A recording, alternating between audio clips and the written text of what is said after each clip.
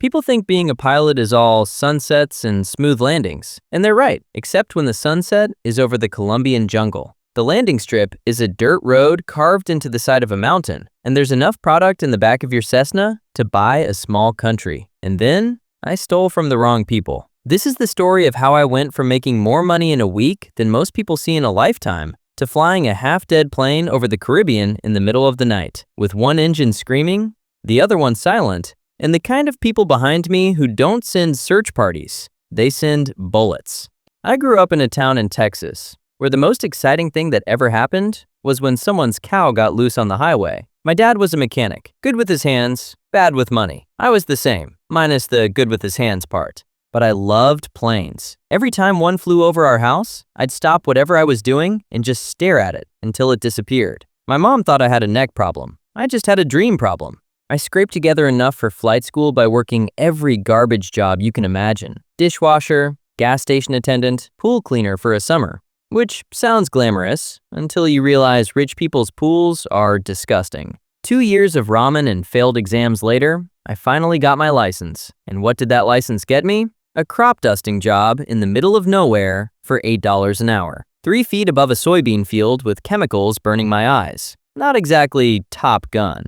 I picked up charter work on the side. Small flights, small money. One afternoon, a man in a suit that cost more than my plane walked up to me at a tiny regional airfield. He didn't want to go to Dallas. He didn't want to go to Houston. He wanted to have a conversation. He asked me how much I made in a year. I told him. He laughed. Not in a mean way, more like the way a doctor laughs when you tell him you've been treating a broken arm with ice and hope. Then he told me what he'd pay me for one flight. One. The number had more zeros than my bank account had ever seen. I knew what it was. You don't need a college degree to figure out that a man in a silk suit offering you a fortune to fly something from Colombia to a field in Louisiana at 3 in the morning isn't shipping furniture. But I said yes. I told myself it was just one time. Just one flight to get ahead. That's what everyone says. And it's never just one flight. That first run was terrifying. Jungle airstrip, barely wide enough for the plane. Guys with automatic weapons waving me in like I was parallel parking a minivan. I loaded up, took off under the radar, flew low enough to taste the ocean, and landed in a dark field in Louisiana, where a man I'd never met handed me a duffel bag full of cash. No receipt, no handshake, just a nod. And just like that, I was rich. New apartment, new watch, new everything. I went from counting change at gas stations to counting bills on my kitchen table. I met the boss a few weeks later. He was surprisingly normal, laughed a lot, told jokes, offered me a beer like we were old friends at a barbecue. That's the thing about these people. They don't seem dangerous. Not at first. At first, they seem like the most generous people you've ever met, and that's exactly how they want it. I had a girlfriend back home. She thought I was a charter pilot doing well. She was happy. I bought her things. She didn't ask questions. My mom called every Sunday. I told her business was good. She said she was proud of me. That word hit different when you know what you're actually doing.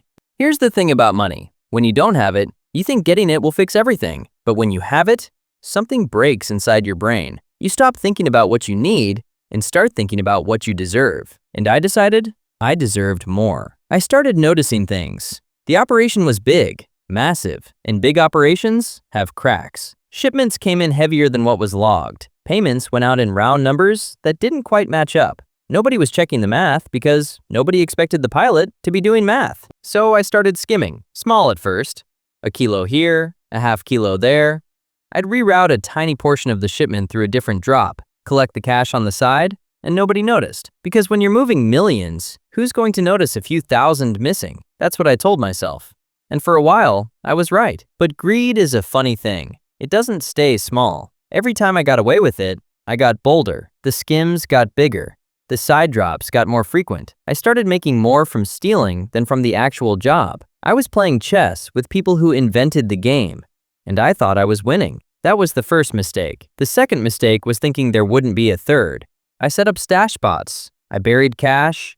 I opened accounts under names that didn't exist. I was building an exit fund because some small part of me knew this couldn't last forever. But the rest of me was addicted to the thrill of pulling it off. I wasn't just a pilot anymore. I was a pilot who was smarter than the cartel. At least, that's what I told myself when I couldn't sleep at night.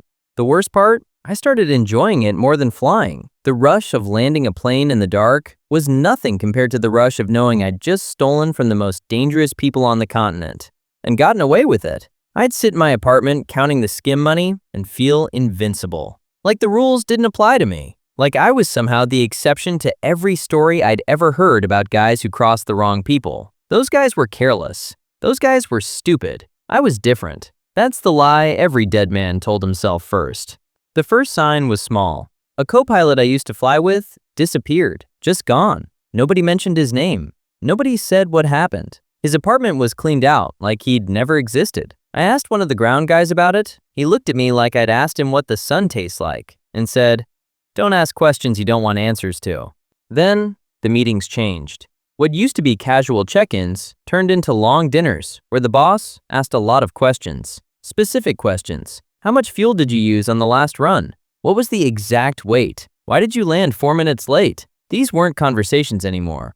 They were audits with stake. One night after one of those dinners, I found a GPS tracker under my car. Could have been the cartel, could have been the feds, could have been anyone. I ripped it off and threw it into a river. But here's what scared me. I didn't know how long it had been there. Days? Weeks? How many of my side drops had been tracked? How many of my stash runs had been logged? The not knowing was worse than anything. Paranoia crept in slow, and then, all at once, every phone call felt tapped. Every car behind me on the highway felt like a tail. I stopped sleeping. I started driving different routes to the airfield every day. My girlfriend noticed the change. She asked what was wrong. I pushed her away. She left. Honestly, that was the best thing that could have happened to her. I was alone now. Just me, my money, and the growing certainty that somewhere, someone was counting what I'd taken. The DEA found me on a Tuesday. 2 agents in a diner, sitting across from me like we were old college friends catching up. They knew everything. The routes, the drop points, the names. They'd been watching for months. They offered me a deal. Cooperate, wear a wire, give them the routes, the schedules, the names behind the names. In exchange, full immunity, new identity, a clean life. I thought this was my miracle, my golden parachute. I'd play both sides just long enough to hand the feds what they needed, then disappear with my money and start over somewhere nobody knew my name. For 2 months, I fed them information while still flying. I recorded conversations. I documented shipment weights, landing coordinates, payment structures. I was the most valuable informant they'd ever had, and I was stupid enough to believe I was in control. The thing about playing both sides is that you think you're the smartest person in the room, but there's always another room, and in that room, someone is watching you. I got a call on a Thursday night. A meeting. Remote airfield, 2 hours south. Bring nothing. Tell no one. I almost didn't go. Something in the voice felt wrong. Too calm. Too polite. But not going would have been worse. Not going meant they already knew, and I'd already run. And running without a plan is just dying with extra steps. I walked in. The boss was sitting at a table under a single light, like something out of a film. He smiled at me, offered me water. Then he put 2 things on the table. The first was a photograph of me getting into the DEA agent's car outside the diner. The second was a ledger, my ledger.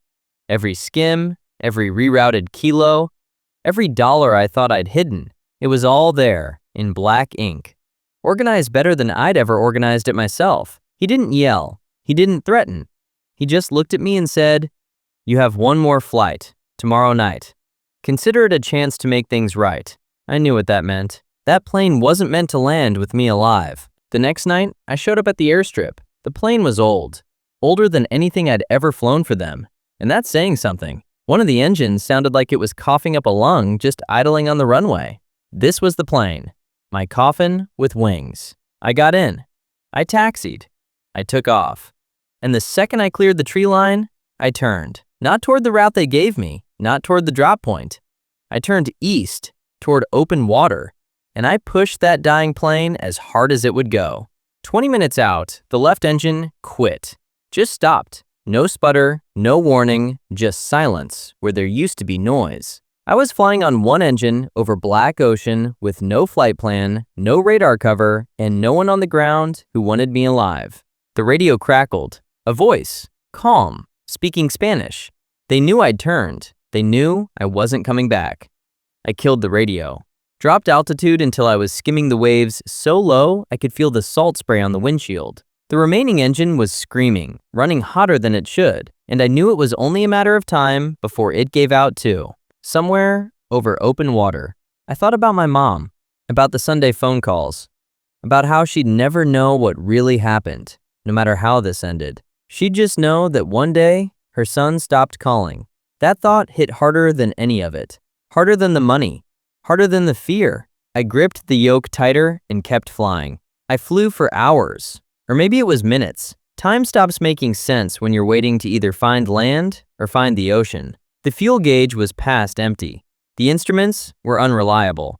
The stars above me were the only things that felt real. I wasn't flying to survive anymore. I was flying to disappear. And then, nothing. The plane was never found. I was never found. The cartel closed the book on me. The DEA closed the file. My mother waited by the phone for a call that never came. Some people say I crashed into the Caribbean that night. Went down quiet, swallowed by black water.